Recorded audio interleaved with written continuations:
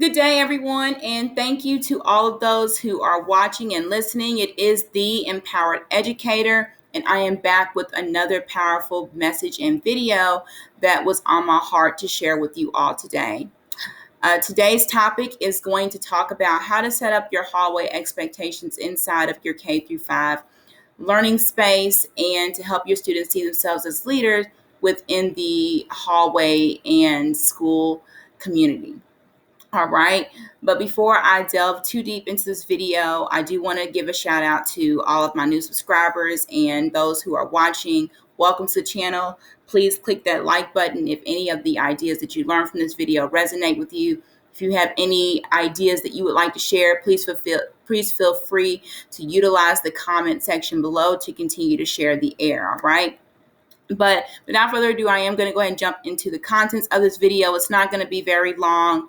And before I do that, I do want to go over the mission, vision, and values of Empowered Educator LLC.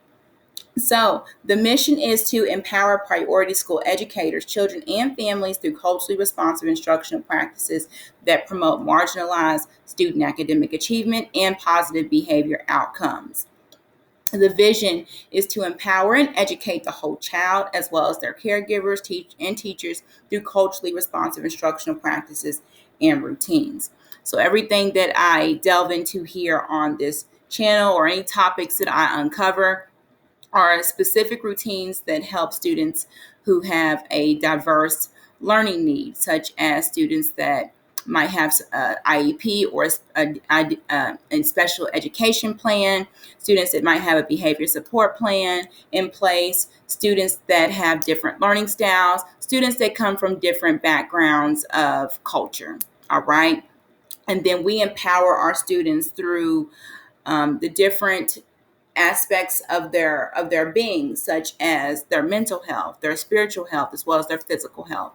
So we address those in this channel through different content that we are influencing teachers to continue to use or practice or try inside of their learning space. Okay. And then the values are to teach your mind, to touch your heart, and to change your life. And we know through each of these components that we are indeed making the difference that we wish to see in this world. All right.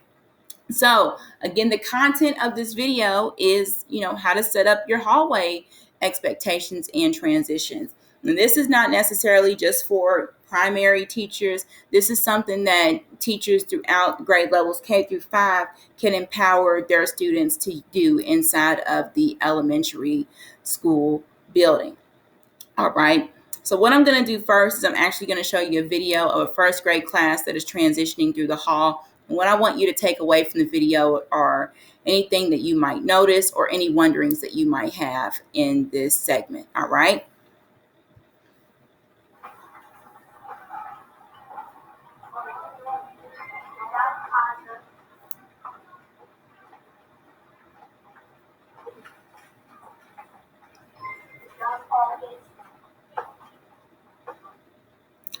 All right. And again, I just want you to take a moment to just think about anything that you noticed specifically or any wonderings that you might have during this transition.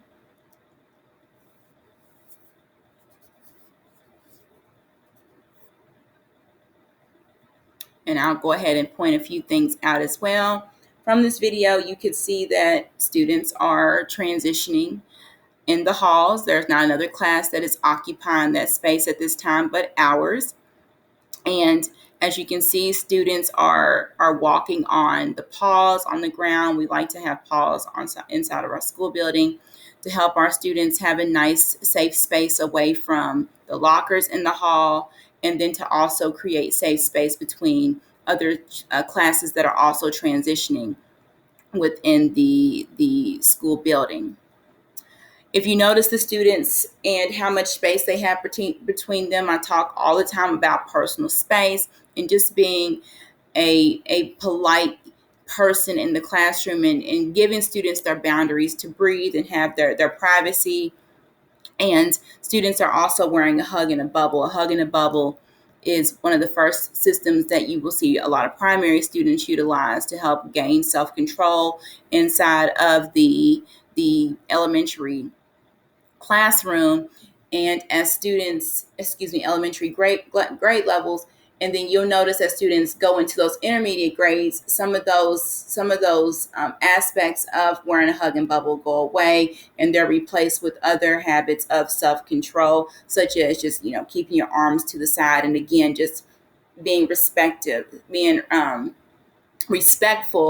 of other children and their boundaries and their personal space. Some wonderings that you might have are, what time of the year is this? Is this the beginning of the school year? Is this the end of the school year? Because we know that behavior can change as different holidays and different times the school year approach. Another wondering you might have is what is the tool that the student in the middle of the hallway, what is he using, and how is he using that? I could also hear students giving compliments to each other, and that's something that I also utilize inside of the classroom and out here in the hallway when we are transitioning. So basically, I'm going to tell you all different ways that you can set up your hallway expectations so that they are positive, they are quiet, and you're also showing respect for other colleagues and students that are occupying the elementary learning space. So let's talk about hallway expectations. What I like to do is I like to provide a student in the classroom with a leadership position to monitor hallway behavior. I always tell kids that this is a community environment. I, the teacher, cannot run the classroom by myself. I tell my students this. It is a community. That means that everybody has a part and contributes so that we can have a smooth flowing system inside of the classroom. So each student has leadership positions in the class, and I rotate them each month. So I'll pick a student that I have the most trust built up with in the beginning of the year, and they will be the student that gives out points on the iPad through a program called Class Dojo on the iPad. This is one of the most exciting classroom jobs, and students absolutely love this position because it gives them power and authority inside of the learning space. So students are able to practice this throughout the school year. Again, I rotate those jobs, and they love having this position. What I do is I tell that student, your job is to give out the dojo points. I have a symbol on the class dojo that I use. I use a crown because I symbolize that students are, kings and queens inside of the learning space. We are much higher than what we even see ourselves. But basically, it's worth 1 point, and students can get as many points as they want transitioning in the hall. And our goal every week is to get 100 points. But basically, I allow that leader, I call them the dojo patrol. They are walking inside of the teacher's power zone inside of the hallway. And while that student is in that space in the hall, they're walking with the class. And all I'm doing as the facilitator of the classroom, that is our duty as the teachers. We are the leaders, but we're also the facilitators. We help the action happen in the classroom. I stand in line with the kids. And I stand in line with the kids because I want them to understand that there isn't a power struggle here. I'm just as a part of the community as you are. And it's great for kids to also see their teachers as role models within the learning space. Another thing that I ask my dojo patrol person to do is to compliment their peers for following behavior expectations in the hallway. And we do have a formula that we use to help students give those compliments. And I have a couple here on the screen. I'm big about using students' names. Eric Jensen talks all about this in his book when it comes to just giving students that positive mindset about themselves. And I'll tell students to say something like, "Good job, Olivia, for keeping your hands, feet, and objects to yourself." Or, "I like how Sam is walking in the hall." When students hear their name and the behavior that they are doing that is positive, what it does is it inspires them to continue to do that same behavior. And then their peers hear it, and their peers also want to please the teacher by practicing those same behaviors. What further influences kids to practice this is by hearing their peers give those compliments. Peers that recognize their peers for doing great work is one of the best ways to motivate and empower little learners. And we talk often about being polite and being rude. And one of the best ways to model polite behavior is through complimenting. You also heard in the video, one of the students in the hallway, she said, "Thank you." The kids really appreciate hearing their peers uplift them. And sometimes it helps teachers feel good that they don't always have to be the people initiating this type of communication. The kids feel empowered because they are leaders within themselves. Number 4, another way to establish hallway expectations is to allow the hallway monitor to give out points to students following the behavior expectations. And I talked about that already. You can create a symbol on the iPad using Class Dojo, and then you can set that to however many points you want. I put 1 point because, hey, you can accumulate as many as you want. And then kids like to hear that constant reinforcement. They like to hear that it's always ongoing, because you just never know who the next person might be. And it also gives kids something positive to say, right? Our kids these days and age, they love to talk. Give them something positive to talk about. Number 5, something that we always need to do as educators is remind our students of the why the hallway expectations need to be followed, okay? And one of those reasons is because it needs to be quiet.